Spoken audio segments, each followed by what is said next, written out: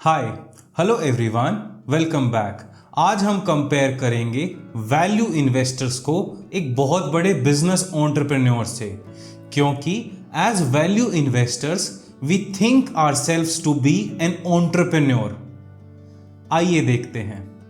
अब जब कभी भी आपको कोई बिजनेस सेटअप करना है तो उसके लिए बहुत सारे हूप होल से गुजरना पड़ता है। पहली बात तो कोई प्रोडक्शन फैसिलिटी अगर सेट करनी होती है उससे पहले रिसर्च करनी है कि कौन से बिजनेस में जाना चाहते हैं आप, कहां पर आपको मार्जिन मिलेगा अच्छा और कहां पर आपके कस्टमर्स हैं। ठीक है, उसके बाद अपने कस्टमर्स आइडेंटिफाई करने के बाद, इतनी रिसर्च करने के बाद आप देखते हैं ठीक है मैं अपनी प्रोडक्शन फैसिलिटी किस जगह लगाऊं, कहां पर गवर्नमेंट इंसेंटिव्स ज्यादा हैं। ठीक है, फिर आप वहां पर जाकर लैंड खरीदते हैं, लैंड लेते हैं, उसके बाद लीज पर लिया या खरीदा। फिर आप देखते हैं गवर्नमेंट अथॉरिटीज के पास ऑफिस के चक्कर काटते हैं कि भाई मुझे यहाँ पर फैक्ट्री सेटअप करनी है, क्या क्या परमिशंस लगेंगी।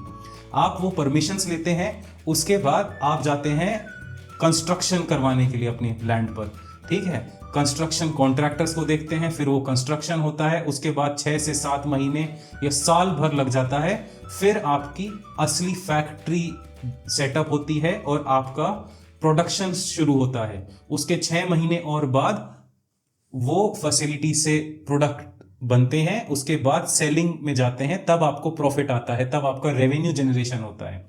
तो देखा कितना लंबा प्रोसेस था। एक बिजनेस स्टार्ट करने के लिए भी इतना लंबा प्रोसेस होता है जो आपको बिट बाय बिट, धीरे धीरे धीरे, ग्रेजुअली चलते चलते चलते पूरा करना होता है। वैल्यू इन्वेस्टिंग भी तो सेम ही प्रोसेस है। वैल्यू इन्वेस्टिंग में पहली बात तो आप सेक्टर आइडेंटिफाई करते हैं, उसमें बाकी कॉम्पिटिशन्स के बारे में पढ़ते हैं, उसके बाद अपनी कंपनी आइडेंटिफाई करते हैं जो आपको एडिक्वेट मार्जिन ऑफ सेफ्टी पर मिल रही होती है। फिर आप उस कंपनी में डीप रिसर्च करते हैं, उस कंपनी की मैनेजमेंट के पीछे जाते हैं, उस कंपनी के फॉरवर्ड लुकिंग स्टेटमेंट्स देखते हैं, बैलेंस शीट पढ़ते हैं कि भाई कितना कर्जा है कंपनी के ऊपर, कितने रिजर्व्स हैं कंपनी के पास। उसके बाद आप धीरे धीरे कंपनी को अक्यूमुलेट करना शुरू करते हैं, कभी एकदम अक्यूमुलेशन नहीं करते। अब जैसे मैंने कोई कंपनी आइडेंटिफाई करी जिसका इंट्रिंसिक वैल्यू मैंने लगाया 1300 के ऊपर, वो मुझे अवेलेबल थी 950 के अराउंड, तो मैंने अक्यूमुलेशन स्टार्ट करा धीरे धीरे। फिर वो कंपनी और नीचे जाती रही, उस कंपनी की शेयर की वैल्यू और नीचे आती रही। अब जैसे कंपनी की शेयर नीचे आती रही, मेरी मार्जिन ऑफ सेफ्टी बढ़ रही है, तो मेरा अक्यूमुलेशन और फास्ट शुरू हो गया। ठीक है, तो ऐसे बहुत टाइम लगता है, कम से कम 3 से 4 महीने तो कम से कम लगते हैं अक्यूमुलेट करने में कंपनी को। या अगर ज़्यादा टाइम तक कंपनी का शेयर प्राइस नीचे रहे तो ऐसा होता है साल भर लग जाता है आपको अक्यूमुलेट करते करते। ठीक है, हर दिन या हर हफ्ता 10,000 50,000 की आप SIP करते रहते हैं उसी कंपनी में। ऐसे ही हमने रियल बिजनेस सेटअप करने के साथ साथ वैल्यू इन्वेस्टिंग में भी वही काम किया। बड़ा लेबोरियस प्रोसेस था। हमने पहली बात तो रिसर्च करी बहुत ज़्यादा, उसके बाद हमें ठीक है हमें अथॉरिटीज़ के पास नहीं जाना पड़ा, पर ये अथॉरिटीज़ भी हो गई NSC, जहाँ से हम एनुअल रिपोर्ट्स डाउनलोड करेंगे, जहाँ से हम मैनेजमेंट के इंटरव्यूज़ डाउनलोड करेंगे, उसके बाद उसको पढ़ेंगे, यूट्यूब पर अगर उनके इंटरव्यूज़ आ रखे होंगे वो सुनेंगे। ठीक है, ये लेबोरियस प्रोसेस हमें दोनों में करना पड़ा और कुछ भी एकदम नहीं हुआ। ये हम कोई ट्रेडिंग नहीं कर रहे हैं एज अ वैल्यू इन्वेस्टर, हम बिट बाय बिट स्टॉक में घुसते हैं। ठीक है, हमें एकदम नहीं एंट्री लेनी कि भाई देखा एकदम से खरीद लिया, हम धीरे धीरे धीरे धीरे हमारा अक्यूमुलेशन फेस होता है। ठीक है, अक्यूमुलेट करते करते जब हम कंपनी को बाय कर रहे हैं तो 6 से 7 महीने लगे हमें, उसमें मार्जिन ऑफ सेफ्टी देखा हमने, बढ़ता गया मार्जिन ऑफ सेफ्टी, हम लेते गए। ऐसे ही तो बिजनेस सेटअप करने में भी हमें 1 से 1.5 साल लगा। अब आते हैं हम सेलिंग के ऊपर। पहली बात तो अगर आपने कंपनी को सेटअप करने में अपनी जिंदगी के 1 से 1.5 साल 2 साल दिए हैं और अपना इतना कीमती पैसा लगाया है कंस्ट्रक्शन कराने में, बैंक से लोन लिया है, उसके बाद क्या है फैक्ट्री सेटअप करी है, कंस्ट्रक्शन कॉस्ट ही इतना ज़्यादा होता है, अथॉरिटीज़ को भी पैसे जमा करे हैं अपने लाइसेंसेस के लिए। अब कोई दूसरा जना आता है आपके पास 3 साल बाद, वो आपसे बोलता है कि भाई तुम्हारे बिजनेस सेटअप करने में तुम्हारे 1 करोड़ रुपए लगे, ऐसा करो मुझे ये पूरा बिजनेस बेच दो अपना 2 करोड़ में। तो क्या कहेगा असली बिजनेसमैन जिसने वो सेटअप किया होगा कि भाई जा जा अपना रास्ता नाप, मैं इस बिजनेस से 20 लाख रुपए साल के कमाऊंगा, ठीक है, और मैं क्यों बेचूं इसको, मुझे कोई जरूरत नहीं है इस बिजनेस को बेचने की। 20 लाख रुपए साल का कमाऊंगा और फैक्ट्री वैक्ट्री मेरे हाथ में रहेगी और धीरे धीरे मेरा मुनाफा बढ़ेगा, ठीक है। तो वो बिजनेस क्यों बेचेगा वो 2 करोड़ रुपए में, 1-1.5 करोड़, और अपनी पूरी जिंदगी लगी उसकी, 1 से 1.5 साल लगा जिंदगी का वो बनाने में, और वो डबल पे ही बेच दे? बिल्कुल नहीं।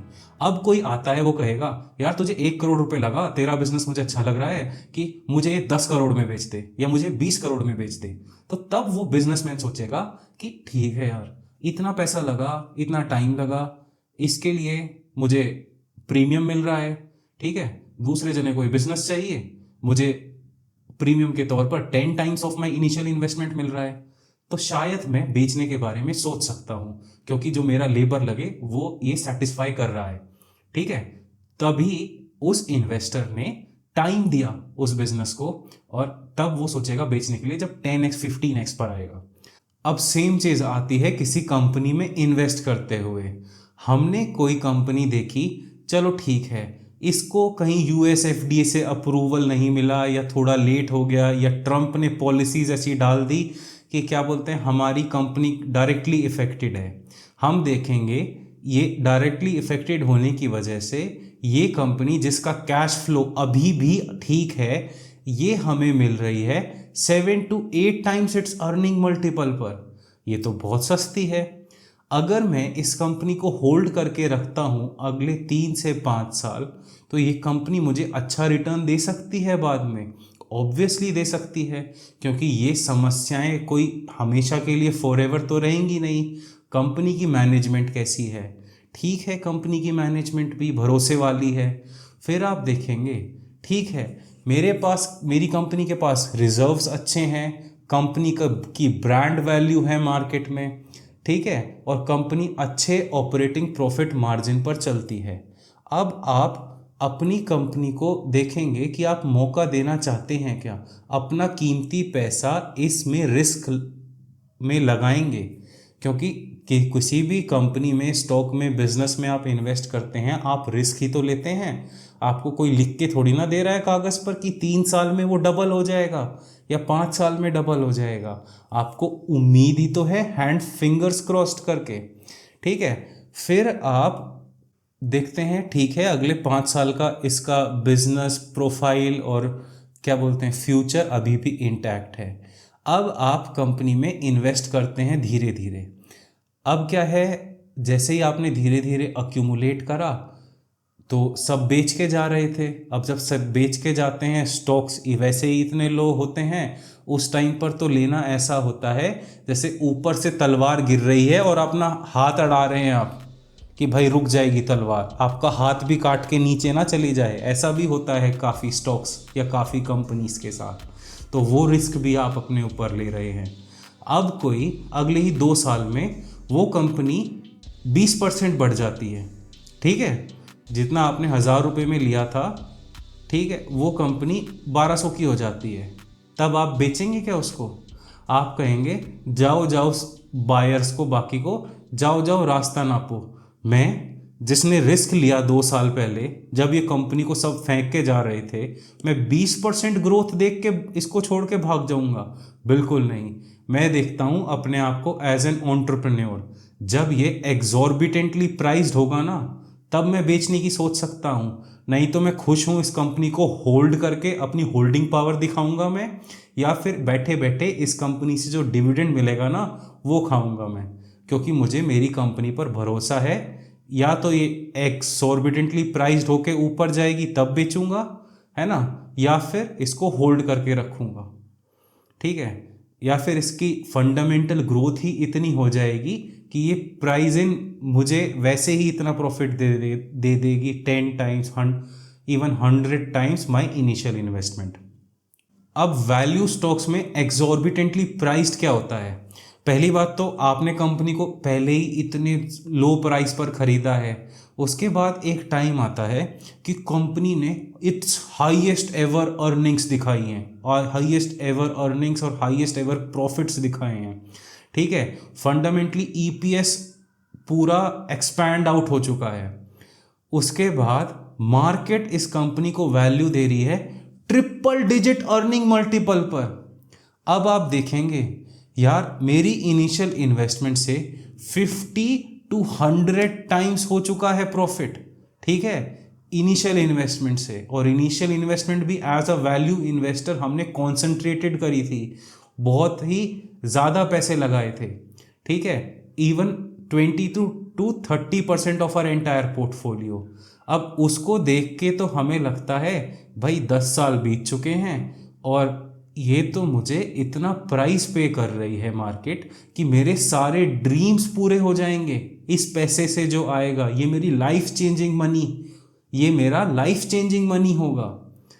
तब मैं सोचूंगा इस कंपनी से एग्जिट करने के लिए धीरे धीरे धीरे, ठीक है। अक्यूमुलेशन हमने धीरे धीरे किया था, तो हम सेलिंग भी धीरे धीरे करके एग्जिट कर जाएंगे। इसीलिए वैल्यू इन्वेस्टर भी अपने आप को एज एन एंटरप्रेन्योर देखता है। वो अपने आप को, जिस कंपनी को वो खरीद रहा होता है ना, उसका ओनर मानकर खरीदता है। और ओनर हमने माना है अपने आप को, इसीलिए हम उस कंपनी से एग्जिट भी तभी लेंगे जब वो एग्जॉर्बिटेंटली प्राइस्ड होगी। नहीं तो ये नहीं हमें एग्जिट लेना कि 10 टाइम्स अर्निंग मल्टीपल पर खरीदा, अब वो 6 महीने के अंदर 20 टाइम्स अर्निंग मल्टीपल हो गया, भाई डबल प्राइस हो गया, निकल लो निकल लो। क्यों भाई, हमारी क्या कीमत इतनी थी? हमारी रिसर्च की, हमने जो सब कुछ ढूंढा ढांडा, हमारी कीमत सिर्फ इतनी थी उस रिसर्च की कि भाई 10 लाख रुपए हमारे 20 हो गए 6 महीने के अंदर, तो निकलो नई चीज़ ढूंढो। यही करते रहेंगे हम हमेशा। हम ओनर कब कहलाएंगे, हम एंटरप्रेन्योर कब कहलाएंगे? जब हम किसी कंपनी को, किसी इन्वेस्टमेंट को एज अ ओनर होल्ड करेंगे। उसके बाद बेचने का भी मौका, बेचने के लिए तो हम कभी कोई चीज़ खरीद नहीं रहे, हम खरीद रहे हैं एज अ ओनर उस कंपनी में रहने के लिए। उसके बाद कोई अगर नौसिखिया आके हमें एग्जॉर्बिटेंटली प्राइस्ड अपॉर्चुनिटी देता है बाहर निकलने की, तब हम बाहर निकल के भले ही अपने सारे पैसे बॉन्ड में डाल देंगे कि भाई कुछ नहीं होता, हम बॉन्ड में खा लेंगे पैसे रखकर। अब ये आइडिया लॉन्ग टर्म होल्ड का कहाँ से आया? ये आया मेरी माताजी से बात करते हुए। तो मैं अपनी माताजी के साथ सारी चीज़ें शेयर करता हूँ कि इन्वेस्टिंग में, स्टॉक मार्केट में क्या चल रहा है, ठीक है। तब मैं उनको बता रहा था। उसके बाद मेरे अंकल आए हुए थे, तो अंकल ने बोला कि तू जब 100% प्रॉफिट हो जाता है किसी इन्वेस्टमेंट में, तो अपना प्रॉफिट्स क्यों नहीं निकालता? तो मेरी माताजी ने, पता है मेरे अंकल को क्या बोला कि भाई जब ये घुसता है ना उस इन्वेस्टमेंट में एंट्री लेने के लिए बिट बाय बिट 10-10 हज़ार रुपये, 5-5 हज़ार रुपये करके, 20-20 हज़ार रुपये करके, एक एक दिन में 20 हज़ार रुपये बाय करेगा, 30 हज़ार रुपये बाय करेगा, ऐसे करके एंट्री लेता है। अब आप क्या सोचते हो कि ये मतलब मैं उस इन्वेस्टमेंट से सिर्फ 100% गेन हो गया, डबल हो गया, उसमें एक क्लिक करके निकल जाऊंगा? बिल्कुल नहीं। अब अगर कंपनी में एंट्री स्लोली ली है तो कंपनी से एग्जिट भी स्लोली होगा।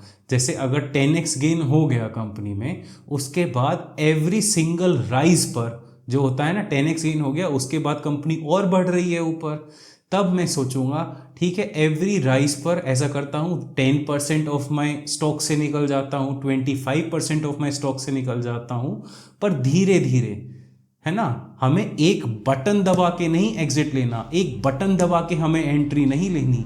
We are value investors, we are not traders. Google सोचता है आपके लिए ये वीडियो सही रहेगी। मैं तो आपसे यही कहूँगा कि either stay invested for ever, या फिर एग्जिट तभी लो जब आप बॉन्ड इन्वेस्टमेंट से अपनी लग्जरी लाइफ जी सको। धन्यवाद।